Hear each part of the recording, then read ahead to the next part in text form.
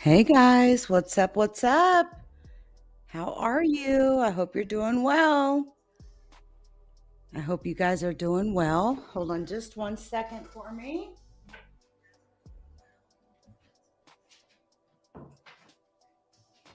All right. So listen, I'm coming through with another. Uh, it's another one, as DJ Khaled would say, right? Another one. And basically, this is going to be a pretty interesting one. Shout out to those of you on excuse me. Shout out to those of you that are on YouTube, who are on Facebook, Twitch, Twitter, Bigo. I mean, I literally stream everywhere at this point. So shout out to those of you on Bigo. I'm still just kind of getting familiar with it. So I hope you all enjoy this. And please share the video. What you are going to watch here momentarily is titled "Walking with the Tall Whites." This was a book called Millennial Hospitality that was made into a documentary. Okay. Now, here's the thing, there's a man named Charles Hall and he'll explain who he is, but I'm just going to kind of play it and let it go, and you will come to whatever conclusion you come to. But he is absolutely believable. I believe him 1000%. And with all the research that I've done in my life of 44 years, I believe he's telling the absolute truth. Needless to say, there are aliens known as the tall whites that are currently living and operating out of Nellis Air Force Base. Again, the book is called Millennial Hospitality by Charles Hall. And the documentary that you're about to watch is called Walking with the Tall Whites. Enjoy. And if you don't mind, give me a thumbs up if you don't mind.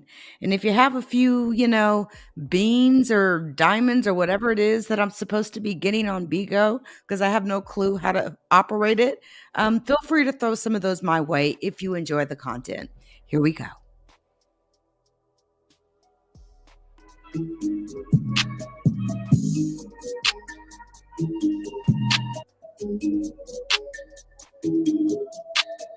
From versions, and you kind of see, you kind of have to test these tall whites. The tall whites at Nellis Air Force Base. This is a species of alien. This man here, Charles Hall, has a few books called Millennial Hospitality, a series that he actually put together. He's released over the years. He is a nuclear physicist. He was back in 67, 68, and 69. He was a weather specialist. You know how on many military bases across the world, you'll have people there that are designated weather specialists. They report in things, and they're very crucial to reporting of meteorological events, that sort of a thing. But Charles Hall actually had top secret orders. He had top secret orders. He knew each day that he was dealing with something that was not human. The way he describes these beings, they grow 8-9 feet tall. They actually continue growing through their lifetime, and it actually will kill them eventually. To the transparent hair. The hair is so white, it's transparent. That they have family units. In other words, mothers, fathers, children. Okay. Charles Hall, I don't know what, he's been around here many years. You don't really typically see him, though, doing the whole UFO circuit thing. But you guys, check this out and just, sit back, let your mind wander here. It's okay to do that from time to time. They got too close so that I felt uncomfortable, as in the case of the tall white lady at the theodolite stand. I would back away and they would stay where they were until I had backed away to where I felt comfortable. So that before we began talking, we would first come to a distance where we both felt comfortable. You see, I've always felt that was, and then if I got too uncomfortable, if I felt like going away, they wouldn't pursue.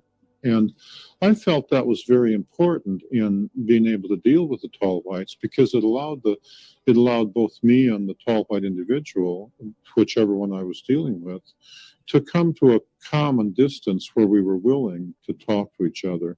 For some, like the teacher or Range 4 Harry, that might be as little as 10 feet. For others, like that tall white general, well, I didn't want him closer than a quarter mile, yeah. My bad. I didn't even acknowledge the chat. My bad, y'all. What's up, everybody? Talk to me with Brian. What's up with it, baby? Texas Trill all day. Hey, Third Eye. Yes, I did. Gloria, hello. Heaven Sent, hello. Hey, Levine. Scoutcraft using material. Their scoutcraft and their deep spacecraft had a double hull construction.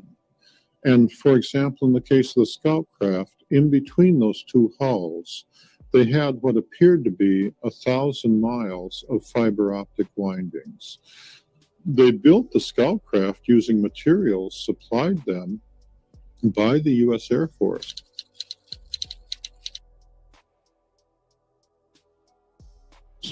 The scoutcraft were clearly built here on this Earth.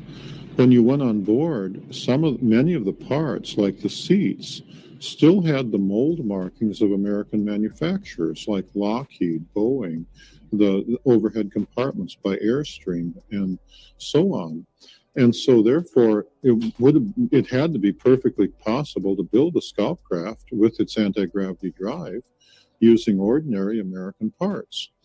The scoutcraft had the fiber optics windings came in several sets, and the way it worked is it worked in a manner philosophically the same as an electromagnet. It's just that they did not, in an electromagnet, you use electrons on copper, going down copper wires and coils.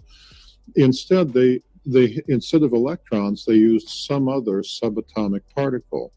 I'm not sure which one. It's my understanding that there are 3 different ones, or maybe 5 different ones, perhaps mesons or bosons or those subatomic particles, and then that put out anti-gravity.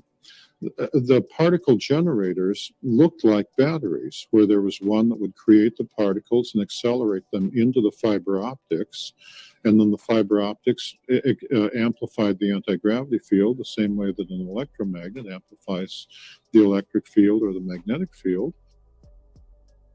Now, I think it's important to note this.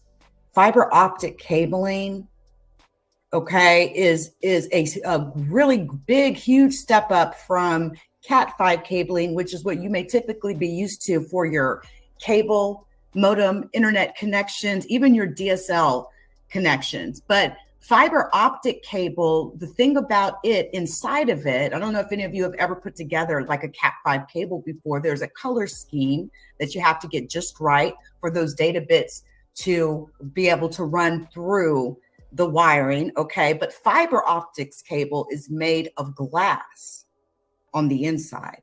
To have had 1,000 miles of fiber optic cabling in a craft in 1969, fiber optic cabling didn't even exist in the public until like about a decade or so ago. And even then, I mean, the fastest connections we used to get to data centers was like OC3.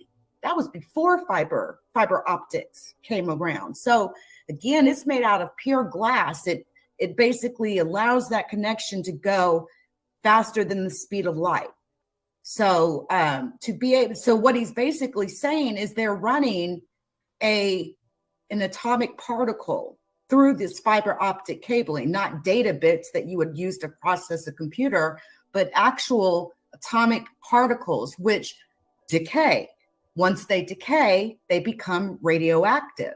And that apparently was a concern that they had, but you're going to hear him discuss how they protected themselves from it. But in order to have this craft do these amazing things to create this gravitational field around it. And remember how Bob Lazar explained it.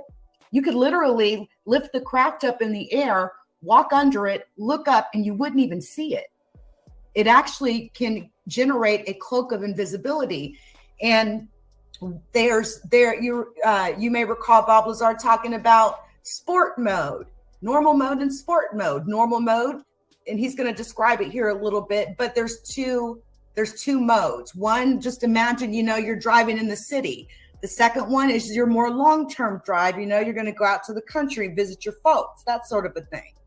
So just wanted to explain that piece. And then there was another one that picked up the particles. Of course, they had to be refueled after, they had to be recharged just the way a battery has to be recharged. The same technology was used on their suits, the ones that allowed them to levitate. And if they were running the suit at full power and they came out from their rest area at 11:30 at night, then by 5:30 in the morning, the suit was almost out of power. So that the batteries they had in their suits would only last 6 hours or so. The batteries on the deep spacecraft obviously also had a limit to how long, had to be recharged periodically. Although I'm not sure how long that limit was, but it perhaps depended on the craft. The deep spacecraft would arrive and leave on schedule, and the shortest schedule was 2.5 months. The longest schedule that I saw was 5 years. So they had to be able to carry fuel to recharge the batteries for that long, or their technology had to allow the batteries to be recharged for that long. But they did have to be recharged. You did have to periodically stop and put in a new power source. The outer set of coils served to streamline the craft for travel within space itself. And when the outer set of coils were powered up, it also protected them from the forces of acceleration and deceleration.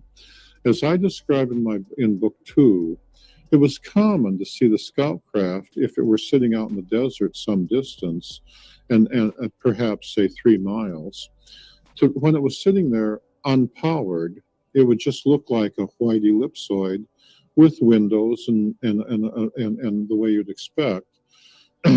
When they powered up the outer set of coils, it would take on a fuzzy appearance. The outer field obviously protected them from radiation in space as well.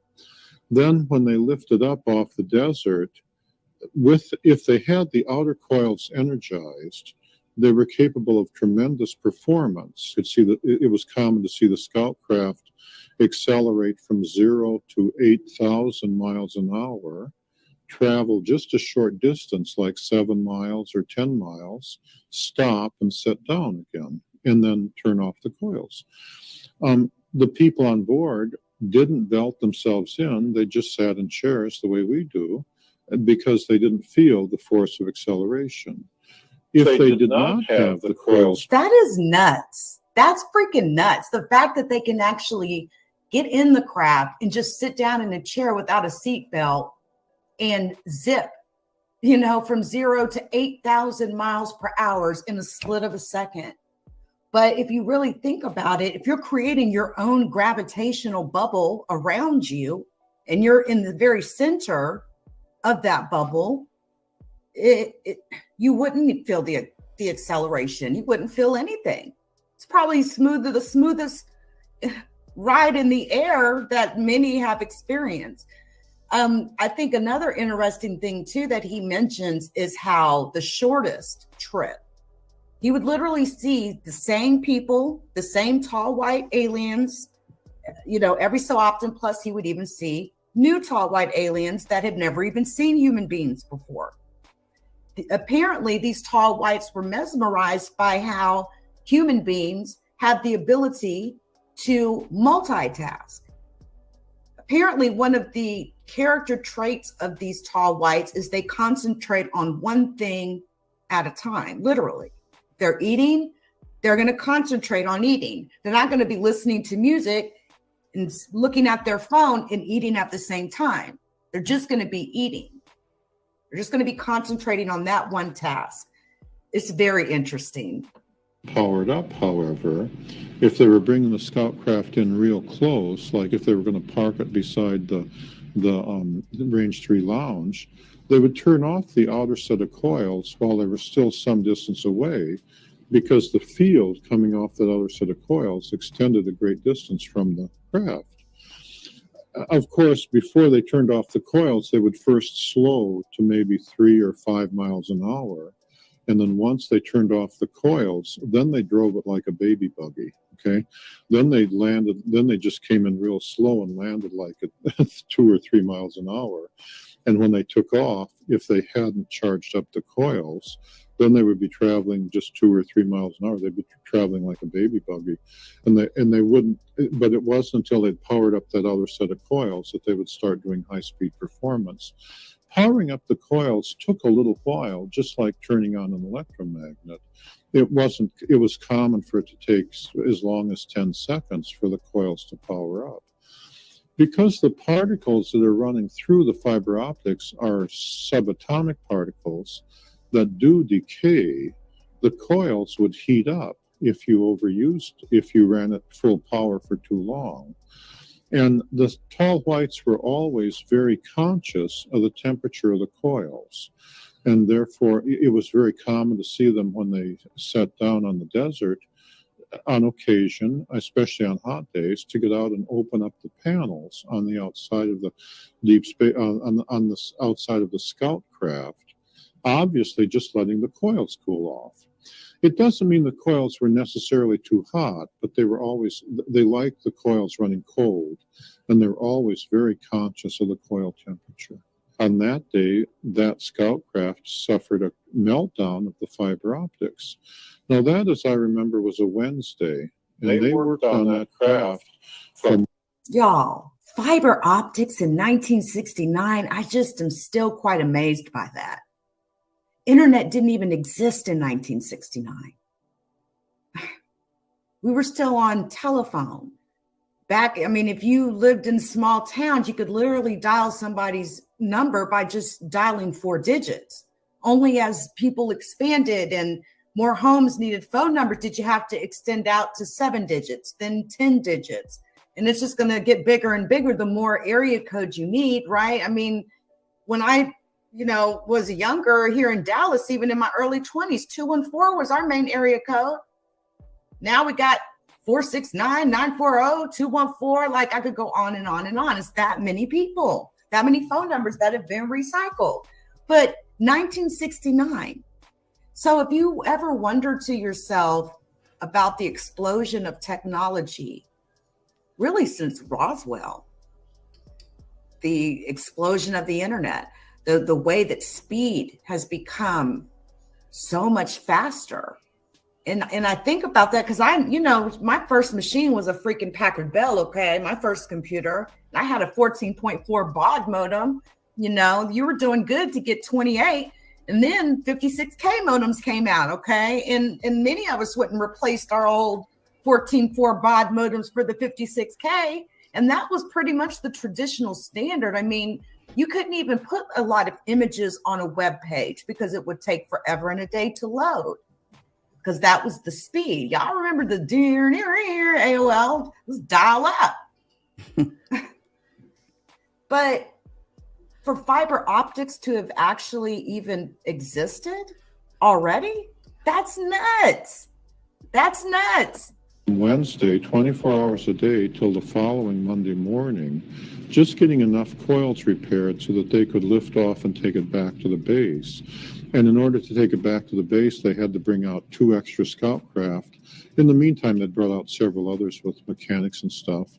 And they had to nurse it back to base by running 2 extra scout craft on each side, just to get it back to base where they could fiddle with the coils. Recovering from a coil meltdown was obviously a big problem for them. All right, guys, listen, it's ad time. It's ad time. Give me just a moment. If you don't mind, I would like to premiere my little quick Bigo ad that I created in like, I don't know, 10 seconds or some shit like that. It didn't take me long. But give me just a moment because I'm really trying to grow my Bigo. And man, I'm been pleasantly surprised at times. I'll be on Bigo, and I'll end the live, and there's like there's like 1,000 people that watched. And I'm just like, what's going on here?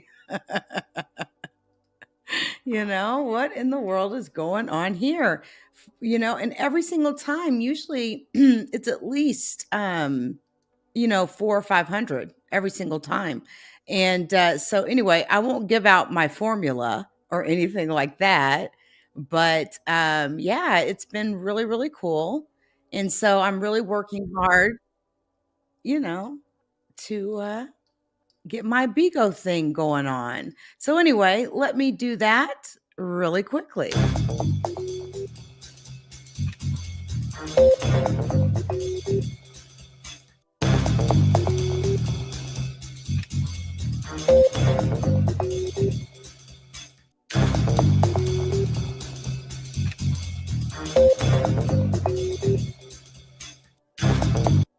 All right. I mean, it's obviously very short, okay? I put just a little bit of effort into it, but enough.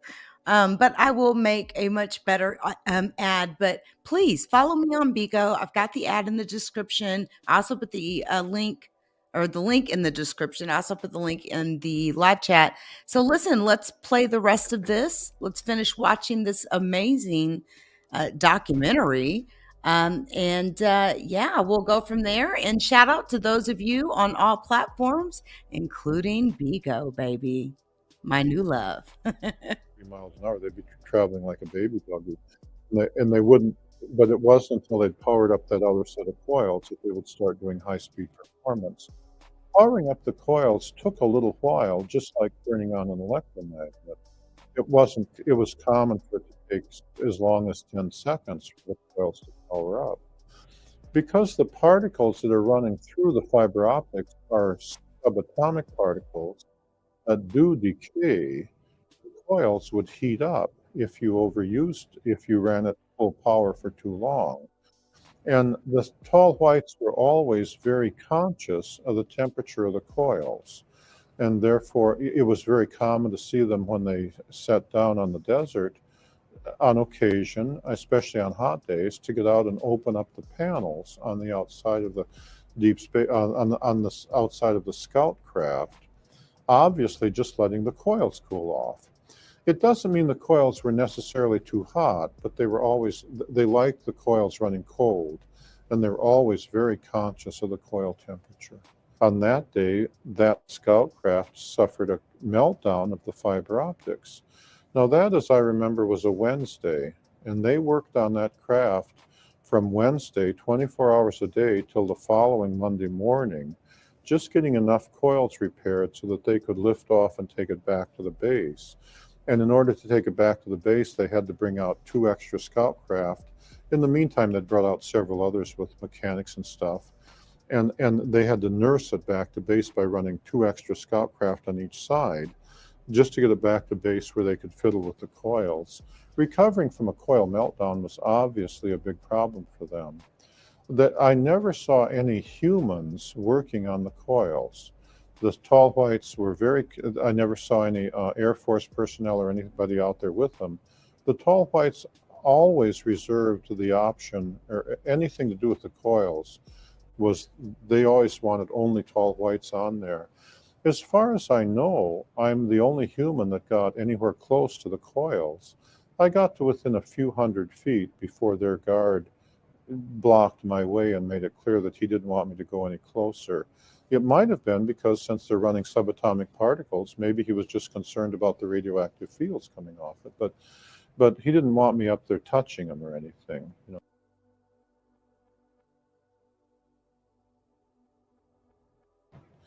I've been on board the Scout craft, but not on board the deep spacecraft. The deep spacecraft, which are the same design and the same technology but much larger, um, are titanium black, right? The one that came in damaged with meteor damage. That is I got closer to that one than any of the other deep spacecraft. That one I got within a few hundred feet of as it came by me in the snowstorm. And so I did see a great deal about the deep spacecraft, but the only people I ever saw, the only creatures I ever saw in the deep spacecraft were the tall whites themselves. On the Scout craft, however, it was common to see American U.S. Air Force generals on the Scout craft along with their tall white counterparts. That was very common. And I myself was on the Scout craft. However, they never came to just take me for a joyride. You know, they never came to say, oh, let me show you the sun and the moon and the stars. I don't know, maybe they would have if I'd asked them, but they knew that we had rank and that I was an enlisted man, the lowest of the low. You know, if there's a latrine to be cleaned, I'll be the one doing the work. And they were well aware that generals who show up with 4 stars were given the orders, and I was pretty much taking them. You know, so it's not like it's not like they ever came purely to entertain me with their scout craft.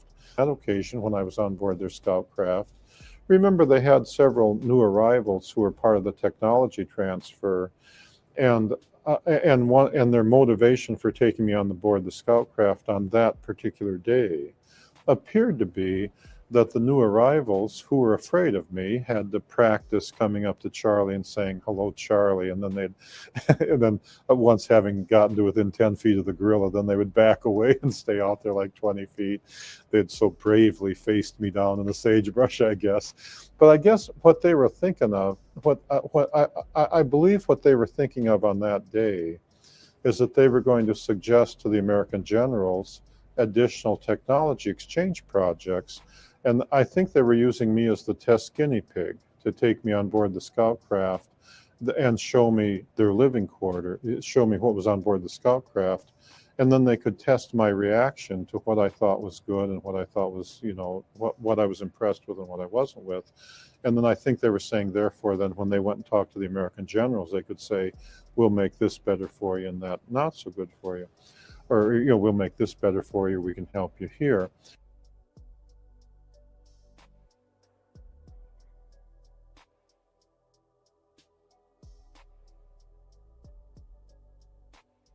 The Scout craft was made completely out of American parts and looked like an RV trailer.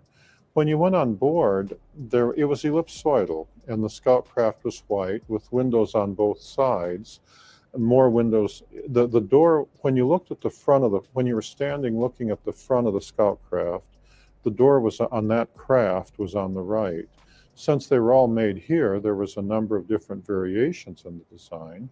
And the windows on that side extended further back than on the left side. There were no windows on the back, none on the top, none on the bottom, and only one door, the one on the right, which opened from the top. And much like a Learjet, or some Learjets, when you went on board, there was a bulkhead about a third of the way back. In front of the bulkhead on all the Scout craft, the design was the same. There were 5 seats without seat belts that you just sat in. The tall whites are not built strong like we are, and so the idea of belting themselves in would damage their bodies. There was 2 seats for the pilot and the co-pilot, and then 3 other seats in the front. And they weren't very interested in showing me the cockpit area. They said there wasn't much about it that I would understand anyway. On the bulkhead, there was a set of panels. Nowadays, we consider it old hat, switches that don't move like you have on microwave ovens. But in the 60s, that was considered pretty avant-garde, even though I realized that the first motionless switch was actually copyrighted in more or less about 1929, but they weren't in common use. On each switch, there were a set of icons. Now we consider that old hat too, because you buy your car and there's icons. But in the 60s, that was considered pretty avant-garde. The icons were pretty ordinary. One controlled the outside lights, and it looked like the sun. One controlled the inside lights, and so in terms of the icons, there wasn't or the hieroglyphs on the switches, they weren't very different than, say, hieroglyphs on the Egyptian pyramids or the icons that you see on a modern day automobile. Behind the bulkhead, there were at least 3 or 4 different designs based just depending on which model of the scout craft you were looking at.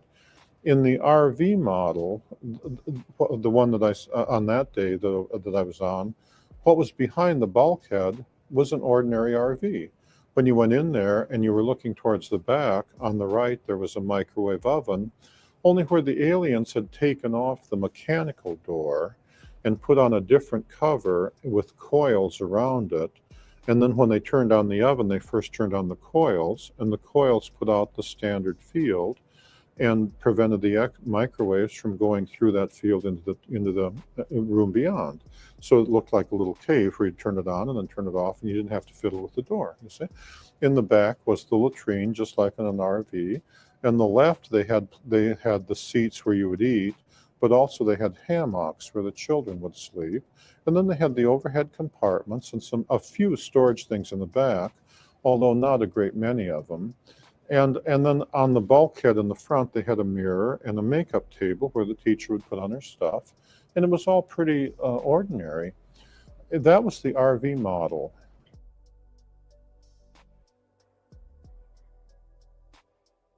My website is millennialhospitality.net, where I have additional information relating to my books and the Millennial Hospitality series. The number of tall white aliens at the base varied somewhat depending on how many deep spacecraft were in port. However, as I describe in Book 3 in the chapter entitled The End of Innocence, on one night I saw between 200 and 300 different tall white individuals. There were so many I couldn't count them. Lined up along the mountains to the east up along where the ammunition bunker was. On the night that the tall white lady known as Pamela was supposed to finish her final exam to be head of the technology transfer team to go into Livermore. On that night, as I described in my book, she panicked and failed. But in amongst those 200 or 300 tall whites, and that's just an estimate because I couldn't. It was a crowd of people, and I couldn't count them all. There were also American Air Force personnel. Nobody below the rank of colonel. There was like a 4-star general, a 3-star general. There were several of them. There were also several American government people in civilian clothing over there. The tall white individuals that they were talking to appeared to come from all walks of life. Some of the tall whites were clearly the tall white equivalent of generals. Others were clearly the equivalent of tall white civilian government people. But there were an awful lot of tall whites who weren't obviously part of the military, but were just women and children.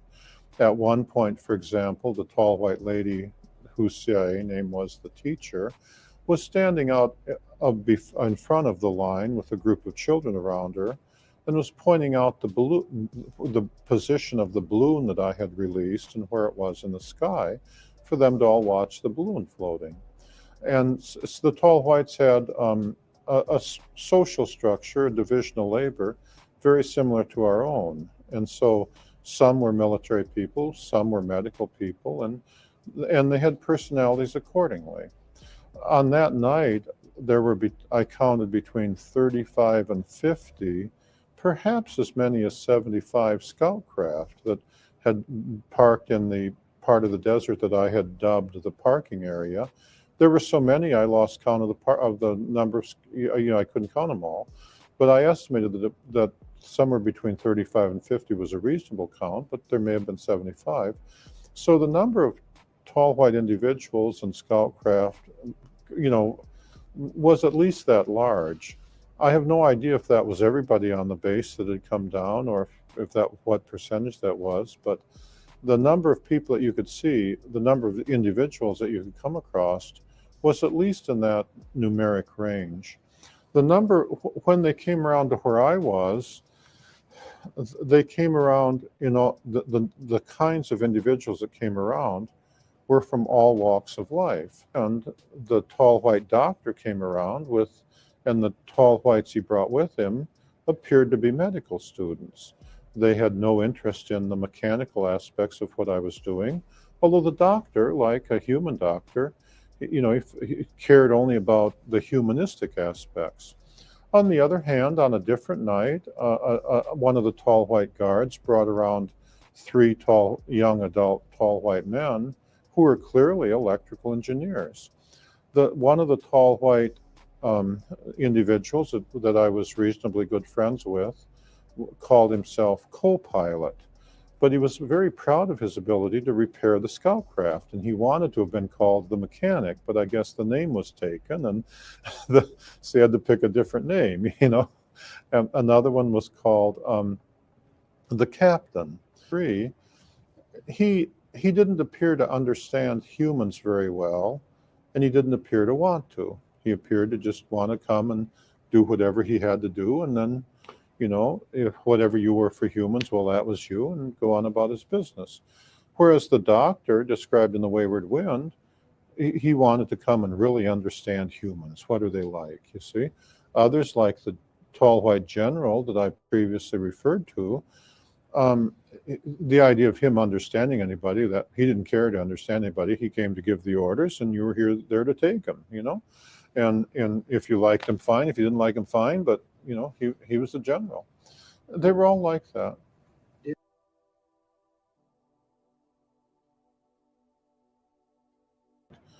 The teacher was there and with the guards, and the children were playing on the steps of the control tower. And I walked over close to her, 10 feet or so, and on that night she was willing to answer a few questions. And I asked what she thought of humans and the planet Earth. I asked her how it compared with other inhabited planets that they had seen. And she said that they considered the Earth to be a cold, desolate wilderness. On the other hand, she said the thing that they found unique about humans is our willingness to do things with animals. Her example was that I grew up on a farm in Wisconsin. I feel very comfortable milking cows, riding horses, making pets with dogs. Yet each of those animals could kill me if they wanted to. I don't think of it that way because instead, like all humans, I first try to decide how the animal is thinking, and then I approach the animal accordingly. So I calm down the horse by speaking to it nicely and approaching it from the front. I put the cow in a stanchion and calm it down and begin milking. I make friends with the dog by feeding it and patting it on its head. She said that they considered that to be very unusual. She said that on most inhabited planets, once a group of intelligent people evolved, they had no interest in dealing with the less intelligent animals and usually just killed them all off.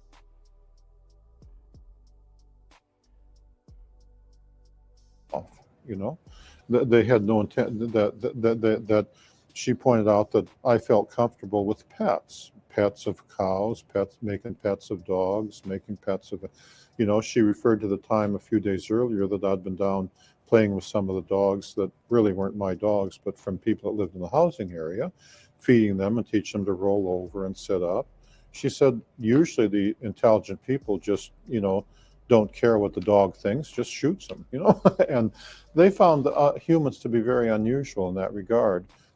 And the way she described it is because we were willing, even though we were intelligent, we were willing to try to think like less intelligent animals.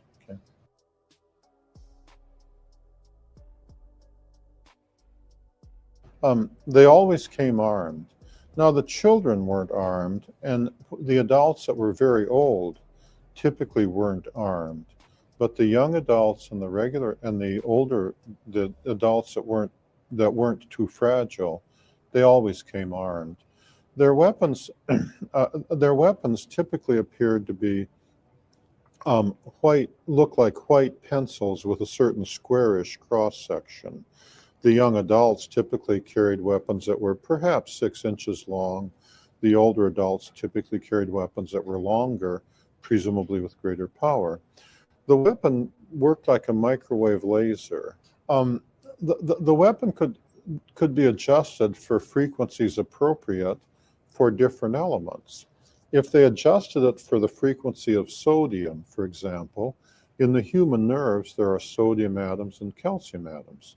And if they adjusted it for sodium and fired it at you, it would make it seem like you were getting an electric shock.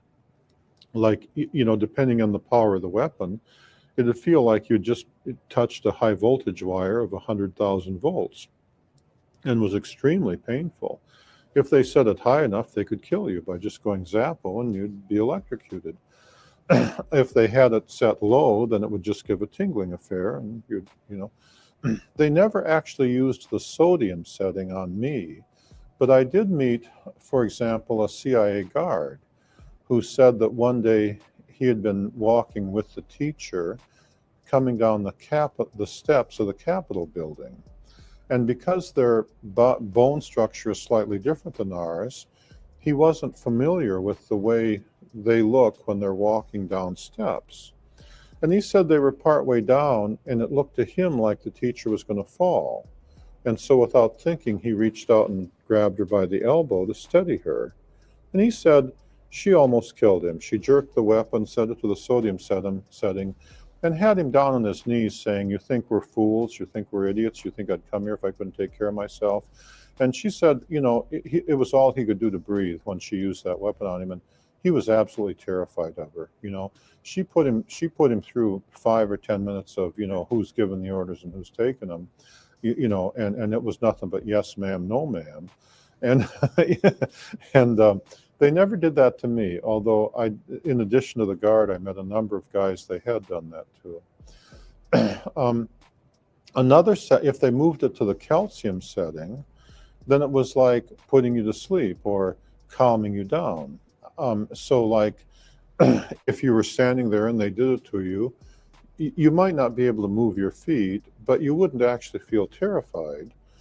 They didn't use the calcium setting very often.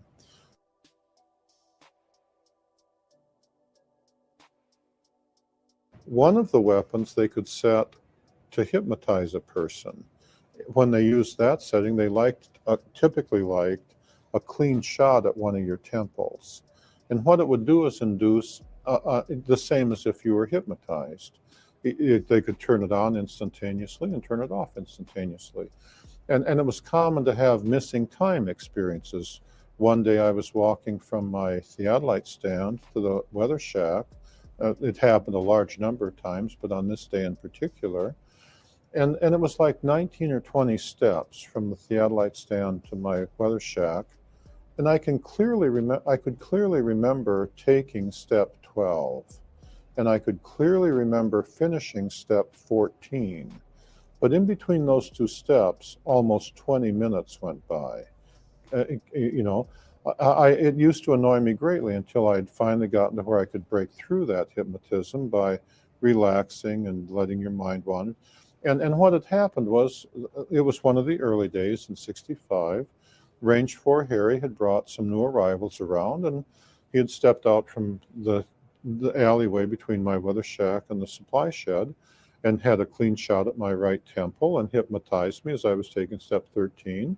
And then while I stood there, he brought out the new arrivals and said, "This is Charlie. See, he's got teeth. Open your mouth, Charlie," just like you do when you're hypnotized. And said he eats more times than we do, and giving him the tour. This is what a human is. And then when they all went back in, then he's it took him about 20 minutes to go through his introducing them to a human routine, and then released it, and then went on.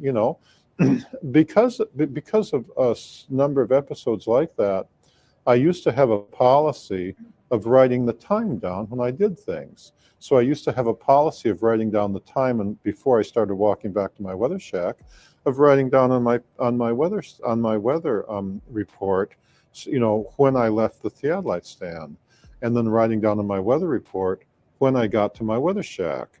And of course, it should only be like a minute or two, you see, and just to see if they had done that to me, and I didn't remember it because they could do it so quickly. I'll say one more thing about the weapons.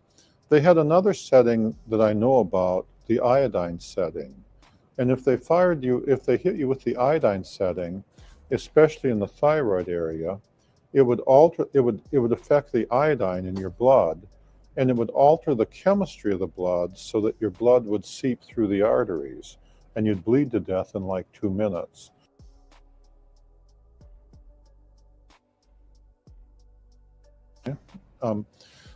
Now, nothing I did was ever classified.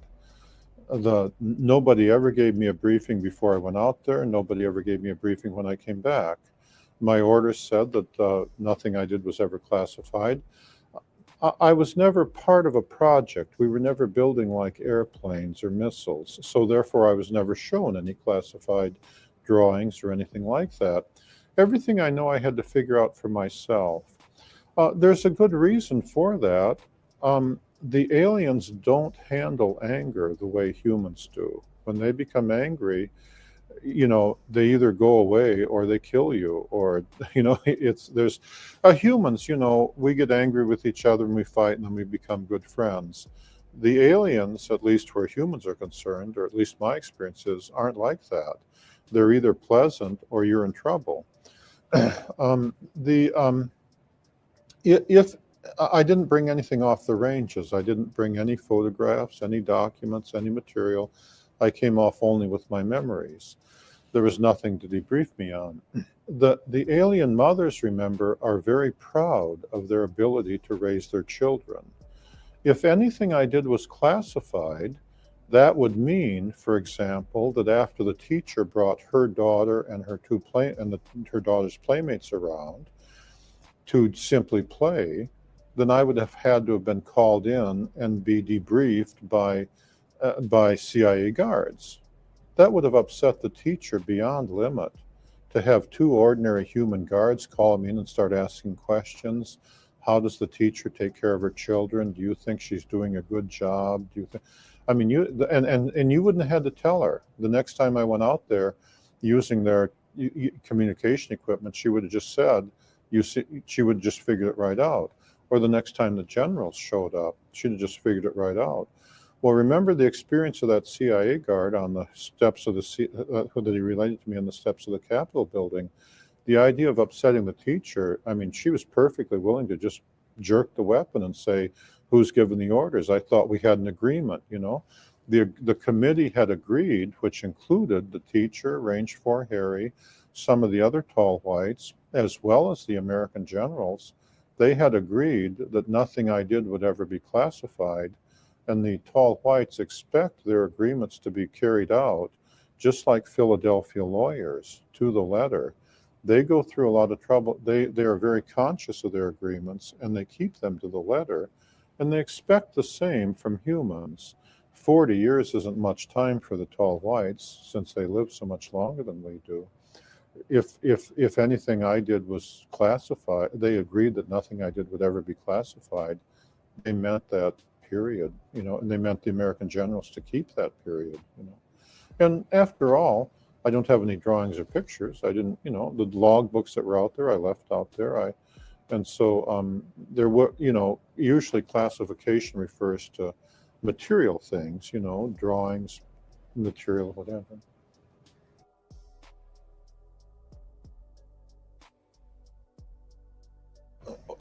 When I was out there, I never observed the aliens to do anything magical. They were very good at building craft that traveled faster than the speed of light. They did not travel in time. I never observed them traveling to another dimension. I never saw, they're not angels, they're just creatures like us. But I'm very religious, I'm Roman Catholic. that angels are angels and aliens are aliens. They did not. They did not come to teach me anything. They came for their purposes. They didn't. Currently, it seems to me that American physics is kind of in the reverse Galileo position. In the time of Galileo, religious leaders required that scientists think inside the box, and scientists like Galileo wanted to experiment and think outside the box. Now, however, the situation appears to be reversed. American physicists seem to think that Einstein was always and forever perfect and complete, and so American scientists keep thinking inside the box. In Hall photon theory, my belief is that inside the photon, there is a third field, but currently the box says there's only two fields. Most scientists won't consider it. They're insisting on thinking inside the box for religious reasons, pretending it's science, you see. As I describe in the appendix of book 3, I show in a scientific manner how scientists should be approaching that. Currently, it's the religious leaders who are willing to consider guys like Monsignor Balducci, I believe, and so on, who are willing to think outside the box and say, of course, there can be intelligent life on other planets. One of the biggest shocks that I had to overcome in 1965 and 66 was once I realized that they were real, they were here, and that Einstein was wrong, and that God created life on many, similar to us, on a whole bunch of different planets. It was the shock of realizing that so many people had been so wrong for so long, you know? I mean, once you saw their craft come in, defeated, floating on the gravity field in perfect silence and landing, it was the shock of saying, how could so many American scientists not have discovered that, or not even be trying to discover it, not even be thinking about that? Yeah, and likewise, from a religious point of view, it seems the teacher herself, one time on a different night when I went over there and I was talking to her, and she was willing to answer a few questions. She was teasing me because they have a dry sense of humor, and they liked to outthink me, and they could do so very quickly or very easily. And she said, and I was saying, she was making a long story short. She was pointing up to the stars in the sky, and she said, "You can see all the stars in the sky. Surely you didn't think you were alone." And at the time, I had, and then they were all laughing, Surely you didn't think that whatever life was on the Earth wouldn't be repeated on the other stars, And I had, and then they were all laughing. Boy, is he silly, And it just seems so obvious to me when you go out at night and you look up at the stars of the sky, that whatever God did to make life here on Earth, he must have done it again, because there are so many stars in the universe and it's so vast. And religious leaders are willing to think outside the box. Whereas now, when I go and I talk to the scientists and stuff, they all start with this box called Einstein. Einstein himself never claimed to be perfect and complete, but all of his followers seem to claim that he was perfect and complete. And I think that's one of my observations is that box they're in.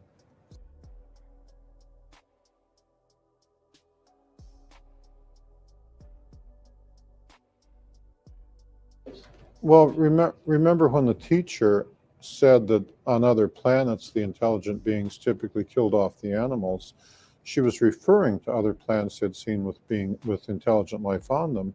But she didn't elaborate. And the reason is because when they came for their purposes.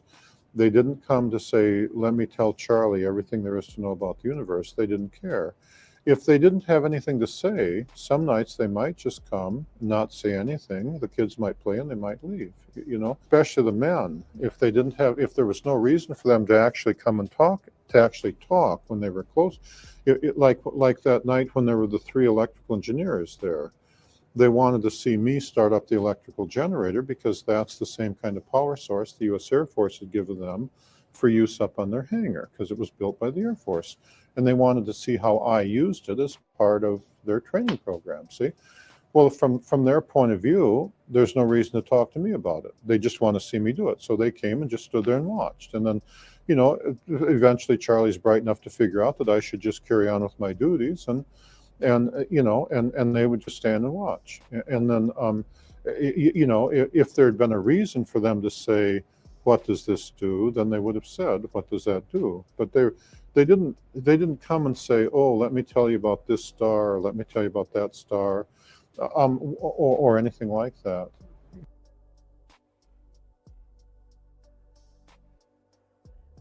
One of the things I had to do is put aside the baggage of Hollywood. We all know how Hollywood thinks things are supposed to go. According to Hollywood, when aliens come, there's supposed to be lights in the sky, and they're supposed to be pretty colored and move fast and have clever formations. And then they're supposed to land over there, and somebody's supposed to come out and do weird things. I really wasn't ready in the 60s for the idea that I would just walk around the corner of one of my weather shack, and there would be a man standing there the day I did at Range 1, and he wasn't human, and he was just standing there looking at me, and what he was doing is guarding the play area where the teacher and the children were playing. And you hadn't seen the craft, you hadn't seen the scout craft, you hadn't seen him come, you hadn't seen him leave. There was no reason for him to say anything, because there's no reason for you to know what he's doing there. He's just guarding the entrance to the where the kids and the teacher are playing on that day. And if you feel like standing there and looking at him, well, that's fine with him. If you feel like running away, that's fine with him, because he's not human. He sees it differently. And it took me he's not human. He sees it differently. And it took me a while. It took me a very long time, several weeks, to get used to the idea that they are the way they are that way because they like themselves being that way, and that's different than the way Hollywood would have us think they were. And of course, one of the biggest shocks is they were so similar to us in so many ways. They love their children. They have a dry sense of humor. They love to tell jokes and laugh, and they get bored out of their gourd up in the base.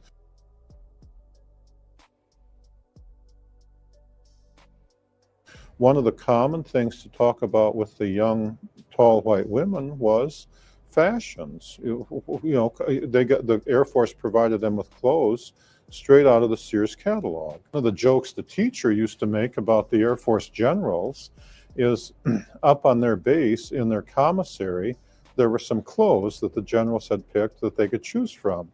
And of course, the teacher used to say, well, all the American generals are all old men, so naturally they have no fashion sense, right? you know? And she used to laugh about the fashions that the generals thought they should wear, you see. And one of the things that she and the other young, tall white women wanted to do was to go into town and buy pretty clothes. And of course, we don't think of aliens that way, but when in my weather shack, I used to have a Sears catalog, a Montgomery Ward's catalog, a J.P. Penney's catalog. We had outdoor plumbing, and so I had several copies of the catalogs for several reasons. And one of the things that the young tall white women used to like to do is to come through and look through my catalogs. And what they'd be looking at are women's clothes. Sometimes when you'd see them out in the desert, or especially on the morning, what they'd be wearing were clearly clothes straight out of the Sears catalog or the Montgomery Ward's catalog. And they were very, they were as proud of the new clothes as any Earth woman would be. And the teacher was very proud of her ability to dress up and look like a nurse. And it took me a long time to get over the baggage from Hollywood, because every time you look at a Hollywood movie, aliens are supposed to be weird and different, Yeah, and I really, it took me, it was such a shock to have like the teacher walk in with, wearing a new dress that she had bought from Sears and proudly show it off and say, "What do you think of my dress?" Yeah.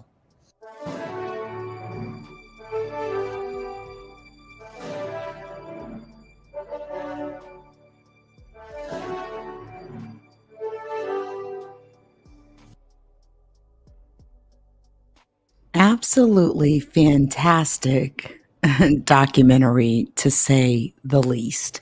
And I didn't want to interrupt to those of you that were, coming in, during the live while it was going.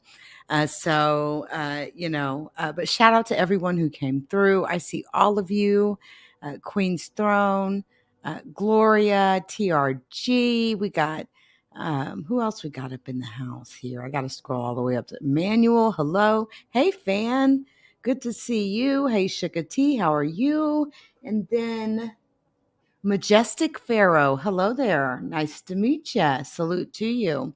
So, yeah, I wanted to play that because it's good content and it's very informational. And, a lot of times it's nice to kind of just zone out sometimes, a lot of the stuff that you all may think is not real exists. So keep that in mind, guys. But before I get up out of here, allow me to pay some bills, please. Shout out to the Leak You community. Please join us on Spotify, Apple Podcasts, Google Podcasts, and Amazon Music.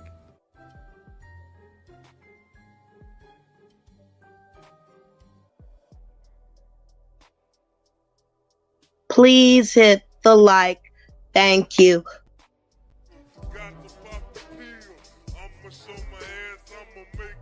The judgment sentence that you are an asshole. The trial is over. Thank you, everybody. Let's play a game. You have 10 seconds to take all your stuff and get out of my life. 10, 9, 8. God bless you, motherfucker. You're really smart. Like really, really, really smart like I am.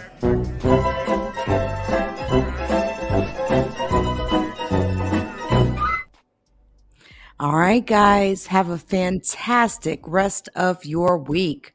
Until next.